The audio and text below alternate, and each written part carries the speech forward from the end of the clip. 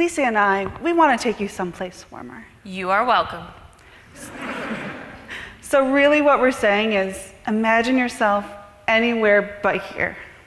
It has to be warmer, and it should not be difficult to imagine. Are you all there? Jake, where are you? San Diego. San Diego, nice. Jill? Orlando, wonderful. So you're there. Stay there.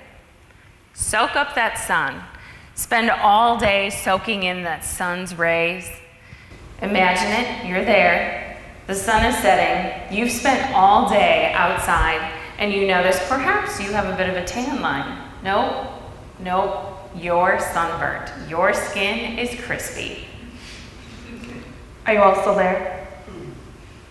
Do you feel your hesitation to move? That you're afraid that someone's going to come up next to you and brush up against you? You are ever aware of every movement you make, the space that your body takes up when you enter a space, you are incredibly aware of, and for good reason. Your body hurts. That awareness is the best way I can explain what it feels like to not identify in the body or in the gender that you were born in. You're aware. We want to walk you through an analogy and put this hyper-awareness of your body being burned against the hyper-awareness of being misgendered. And so keep that in mind. So you wake up after being in Orlando and you go to the bathroom to take a shower. Your skin is as red as my lipstick is expected to be. You turn on the faucet, making it the right cool-ish temperature, and then turning it another millimeter cooler, still knowing that that steady stream of water is going to hit your vulnerable skin, like people's eyes hit our vulnerable bodies, wondering what's standing in front of them, what, not who. You then take that deliberately contemplated step and gently ease the rest of your body under the steady stream of nails that you've somehow managed to make feel like tolerable water. Those nails hit your body, just as people's incessant she's and hers hit mine. You maneuver so carefully, the type of careful that forces you to pull your shoulders up and pull your neck down so that you can wash your hair without stretching out your arms so much. You're aware. You get out of the shower and towel off, still ever aware of the parts of your body to pay extra attention to. It's in this moment that you're a master in geometry. You know every inch of your body, the slope of your shoulders, and that the most important parabola of your life is the one that's etched upon your chest from the shirt you were wearing the day before. It's in this moment that you might just decide to wear the same clothes you were wearing yesterday because you know it'll feel the best on your skin. An hour, a jar of aloe, and some few choice words later, you're dressed and ready for the day. The amount of energy that you've already allocated to your body is the same that most people allocate in their entire day. And now you get to interact with the world, and they don't even know you're burnt. They don't know to look for that story. They don't know to ask. That feeling of being sunburned is the best way that I can explain what it might feel like for some people who don't identify with their body or gender. Your heightened awareness, just being around people or thinking about being around people, is the same that some people have when I'm afraid that people are going to slip and say she instead of they. They don't even have to do it for it to hurt. And then sometimes when someone accidentally brushes up your skin without knowing that you're burnt and says she, that also still hurts. Your trepidation of getting in the shower so that those nails can wash your body feels like some people's knowledge that they're born in the wrong body yet have to live with it and take care of it. Wearing that shirt with the same neckline that's imprinted onto your chest is like some people figuring out what to wear in the morning, a dress or a tie. They choose what to wear based on what feels best on their skin that day. The analogies are endless. And most importantly, continued sunburns can lead to real health concerns. Just like continued misgendering and systemic oppression can lead to real health concerns. Lisa and I aren't up here talking about this because it's fun and easy. We know it's not. We're up here talking about it because it's people's lives and stories. And those two things matter. When I hear Ashleigh explain how sunburn is like being misgendered, it begins to elicit the same feeling in me of anxiety and trepidation, and helps me begin to understand what their experience may be like on a daily basis. I use that analogy to help people feel and hear what that might be like. It's a connection point. Lisa and everyone can start to understand what that might feel like. We use analogies and metaphors all the time in our daily lives because it helps us tell a story. It helps us create a similar experience. It's a powerful tool. And whether you know it or not, we use or hear analogies all the time. Some have just become so common that they're a figure of speech, like life is like a box of chocolates, or you're as annoying as nails on a chalkboard, fish out of water, quiet as a mouse, there's plenty of fish in the sea. We don't have to explain to you what any of those analogies are. You know, because we have that shared language. We don't have to finish the life is like a box of chocolates, you never know what you're gonna get. You understand what we mean without finishing the statement. We already have that shared language. As educators at heart, we refer to analogies a lot in order to help other people understand. We want to share stories. I want you to understand my story, and I want to hear yours.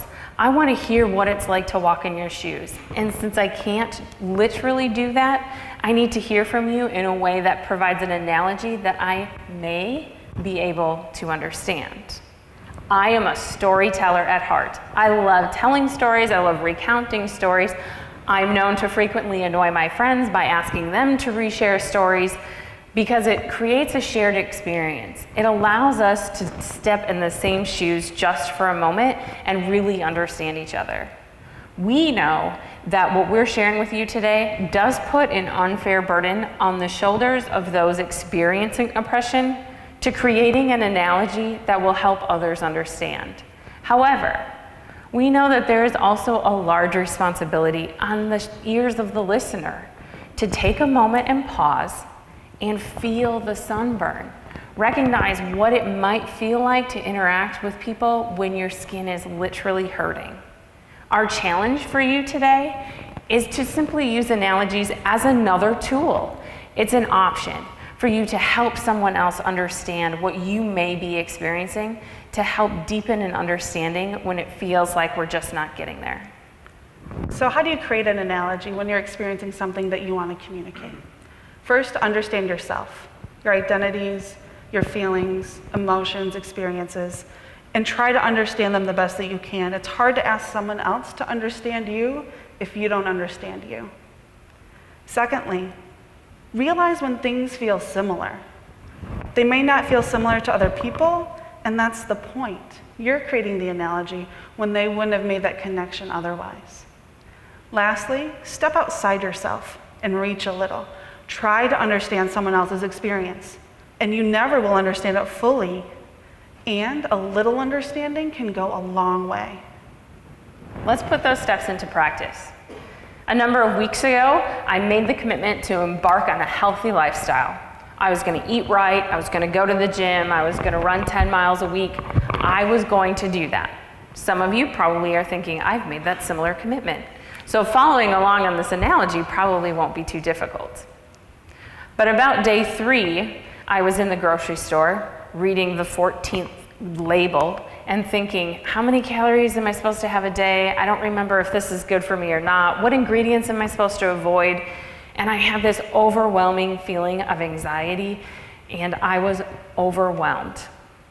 A few days later, I was having a conversation with Ashleigh, and we were talking about what we could do to help challenge students to make sure that their community is being inclusive and that it's a space where everyone can feel welcome.